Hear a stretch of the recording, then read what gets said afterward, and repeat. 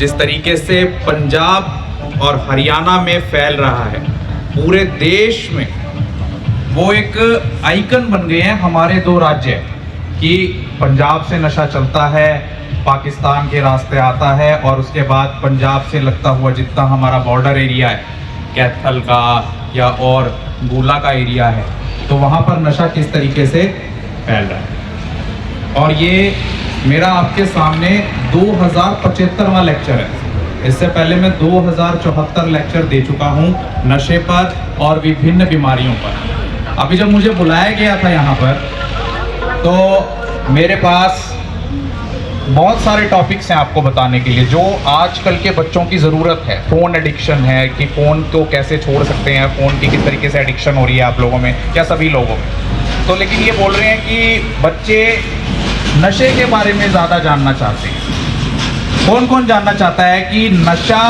कैसे हम लोगों को अपना आदी बनाता है? कौन कौन जानना चाहता है?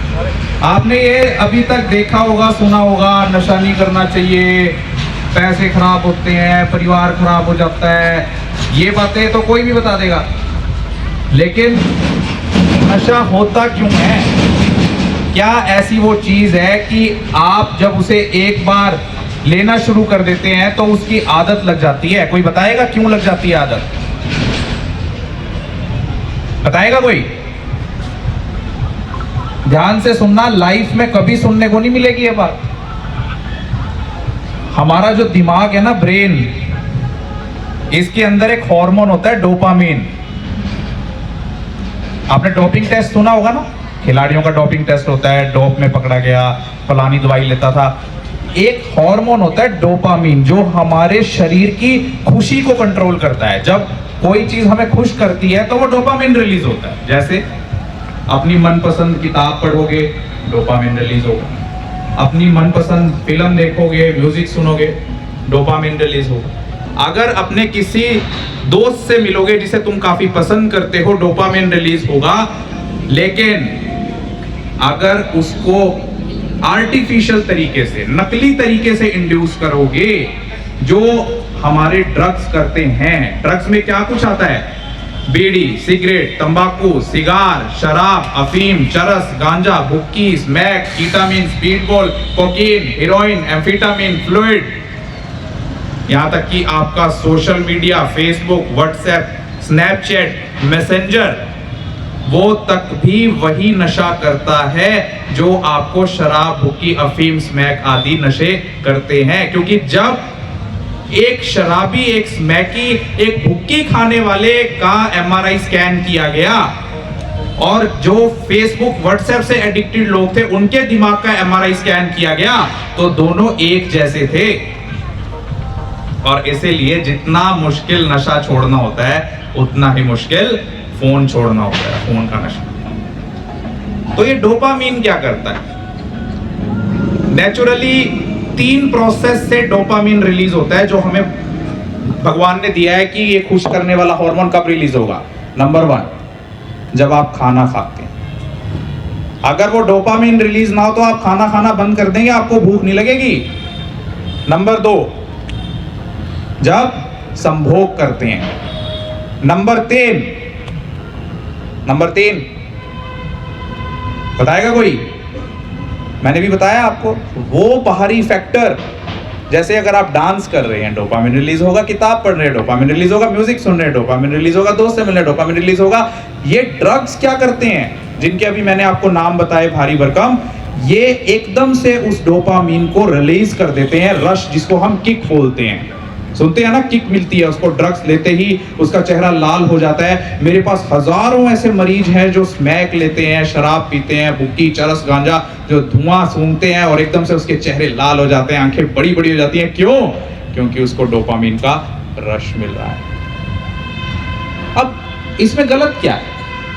अगर कोई व्यक्ति नशा कर रहा है, उसे खुशी मिल रही है, गलत क्या है?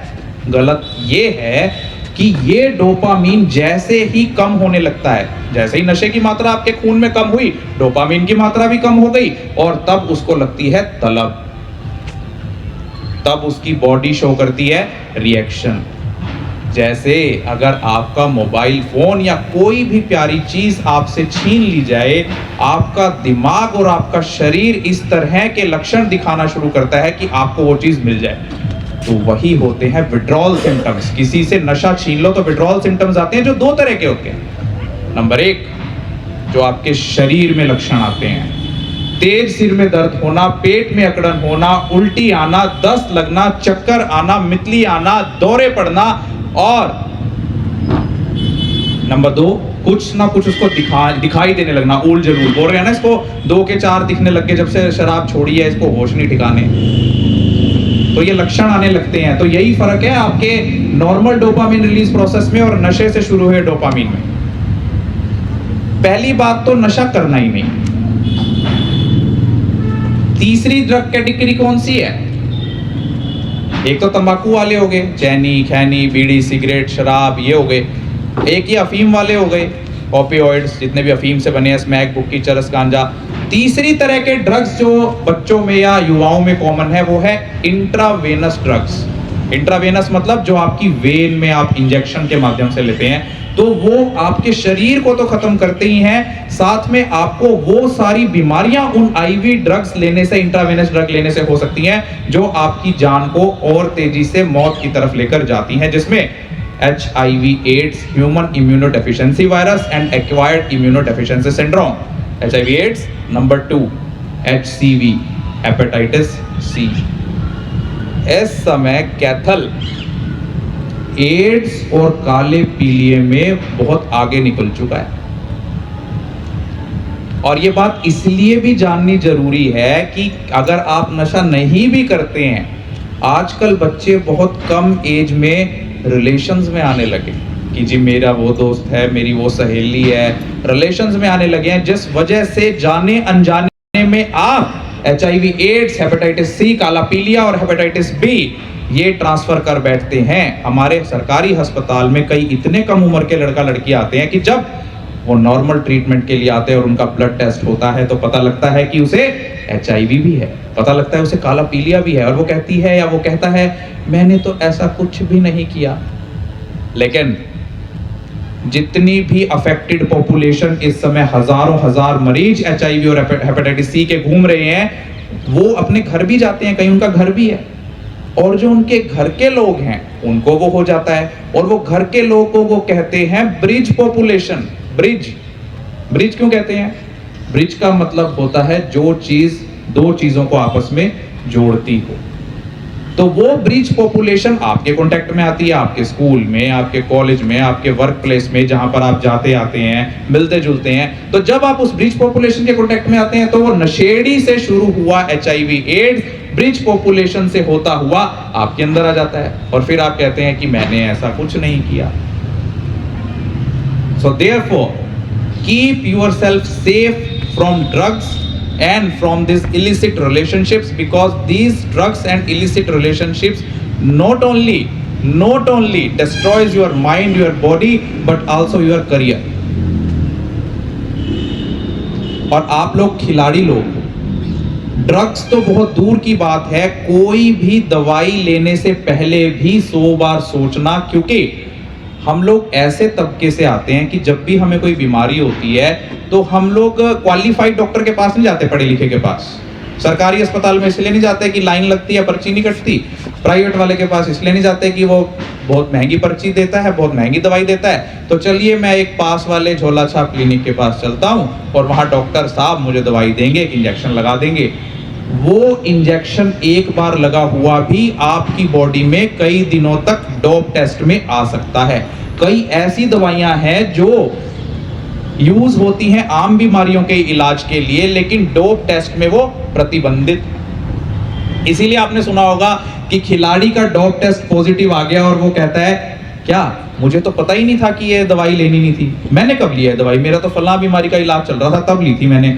तो being a player, because you have to face state level, district level, national level, international level, Olympics, Asian games, whatever games you will be facing, you will be going through a dop test through National Doping Agency also and International Doping Agency also. So you must be careful all type of drugs you are using, for your medications purpose also. अपने इलाज के लिए use की जा रही दवाइयों को भी कंफर्म करो कि कहीं ये डोपिंग में ना आ जाए। इसके अलावा ड्रग्स तो चलो आप लोगे ही नहीं, कौन कौन ड्रग्स लेगा, कौन कौन नहीं लेगा, कौन कौन लेता है?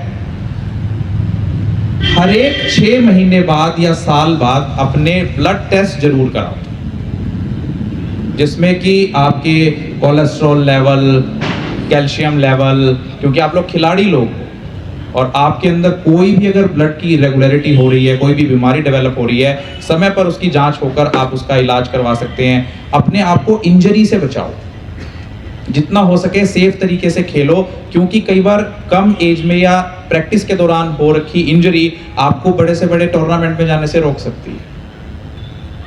और मैं दावे से कह सकता हूं कि जिस तरह से हरियाणा के अंदर प्लेयर्स बन रहे हैं, मैं तो बीइंग ए मीडिया पर्सन, मैं मीडिया भी कवर करता हूं। अब एक लड़की गोल्ड जीत के आई है, उसकी न्यूज़ कवर की थी। IAS लड़का एक बना है, उसका इंटरव्यू किया था। तो हमारे पास वो पोटेंशियल है, लेकिन हम लोगों को ग्राउंड नहीं मिलता। पहली बात तो हमें कोई ग्राउंड नहीं मिलता सीखने के लिए, और जो मिलता है तो हमें डाइवर्ट करने के लिए बहुत सारे लोग आ जाते हैं कि हाँ तू खिलाड़ी बनेगा। कभी भी अपने कॉन्फिडेंस लेवल को लो मत होने देना। और ये बात मैं इसलिए कह रहा हूँ क्योंकि मैं साइकेट्री डिपार्टमेंट से हूँ, मनोरोग विभाग से। तो जब तक आपका कॉन्फिडेंस है आपको कोई रोक नहीं सकता। जो लोग मोबाइल फ़ोन यूज़ करते हैं उनसे रिक्वेस्ट है कि अपने स्क्रीन टाइम को मॉनिटर करें कि किस तरह के आप सोशल मीडिया पर वीडियोस देख रहे हैं, क्योंकि उसमें मेरा एक इलेबोरेटेड टॉपिक था कि आप लोगों को सिर्फ ड्रग एडिक्शन ही नहीं खत्म कर रही है, आपको सोशल मीडिया एडिक्शन भी खत्म कर रही है। और एक नई तरह की एडिक्शन हमारे समाज में बढ़ रही है, सेक्स एडिक्शन। आज मेरे पास एक पेशेंट आया था मनोरोग विभाग में ही, तो वो लड़की जब बातें कर रही थी कि मुझे इस तरह की फीलिंग्स आती हैं, तो मैं समझ गया कि हमारे समाज में ये हर तीसरे चौथे व्यक्ति को हो गया है। क्योंकि जब से हमारे हाथ में मोबाइल फ़ोन पहुंचा है, जिसे स्मार्टफोन कहते हैं, हम लोगों के हाथ में इंटरनेट पहुंच गया है। इंटरनेट पर अगर आप कोई सही चीज़ भी देख रहे होंगे तो आपको धक्के से गलत चीज़ दिखाई जाती है। क्यों? इसलिए क्योंकि उनको कंपनियां स्पॉन्सर करती हैं, ताकि आप ज़्यादा से ज़्यादा स्क्रीन टाइम यूज़ करें, ज़्यादा से ज़्यादा इंटरनेट यूज़ करें, उनकी एड्स पर क्लिक करें। उनके लिए आप लोग कोई व्यक्ति नहीं हो। अगर कोई सोहन है, मोहन है, कंपनी वालों के लिए वो सोहन मोहन नहीं है, उनके लिए वो यूज़र है कि हमारा मोबाइल फ़ोन यूज़ करता है, हमारी कंपनी का सिम कार्ड यूज़ करता है, उसको पैसे मिल रहे हैं। तो अपनी फ़ायदे की चीज़ ही देखो। आप समझ गए होंगे उल्टी सीधी चीज़ इंटरनेट पर, ठीक है। कौन कौन मोबाइल फ़ोन यूज़ करता है? कौन कौन इंस्टाग्राम की रील्स यूज़ करता है? इंस्टाग्राम कौन कौन चलाता है? फेसबुक कौन कौन चलाता है? यूट्यूब कौन कौन चलाता है? शॉर्ट्स, यूट्यूब और शॉर्ट्स सभी चलाते हैं। जो नहीं बता रहा है वो भी मुझे पता है चलाते हैं। जितनी भी हमें रील्स देखते हैं, फेसबुक की, व्हाट्सएप की, इंस्टाग्राम की, स्नैपचैट की, इनमें से हमें याद तो कुछ नहीं रहता। अब तक हमने 1000 रील्स देख ली, कुछ याद है आपको? बताएगा कोई? याद नहीं। लेकिन इन रील्स से हमारे दिमाग के अंदर जो न्यूरॉन्स हैं, 10,000 करोड़ न्यूरॉन्स हैं हमारे दिमाग के अंदर, 100 billion neurons, and each neuron is interconnected with the other neuron through neurotransmitters, through channels, through complex. और जब आप ये वीडियोस देखते हैं ना व्हाट्सएप की, फेसबुक, इंस्टाग्राम की, स्नैपचैट की, तो वो जो न्यूरल कनेक्शंस हैं वो वीक होते हैं। उनमें डोपामिन कभी आता है कभी जाता है, जिस वजह से आप लोगों के दिमाग खराब हो रहे हैं। दिमाग कैसे खराब हो रहे हैं? कुछ याद नहीं रहता, कहीं पे कंसंट्रेशन नहीं बनती, पढ़ाई में, स्पोर्ट्स में डाइवर्टेड रहता है माइंड। क्रिएटिविटी नहीं है आजकल, लोगों बच्चों में क्रिएटिविटी नहीं है। अगर आज आपको कह दें कि हमने ये चीज़ बनानी है, इस चीज़ पे ऐसे लिखो, आप इंटरनेट का इस्तेमाल करेंगे, उसी टाइम कहेंगे कि मैं गूगल पे सर्च करके बताता हूँ। तो please stay away from drugs, stay away from internet, stay away from these mobile phones and in this unnecessary applications.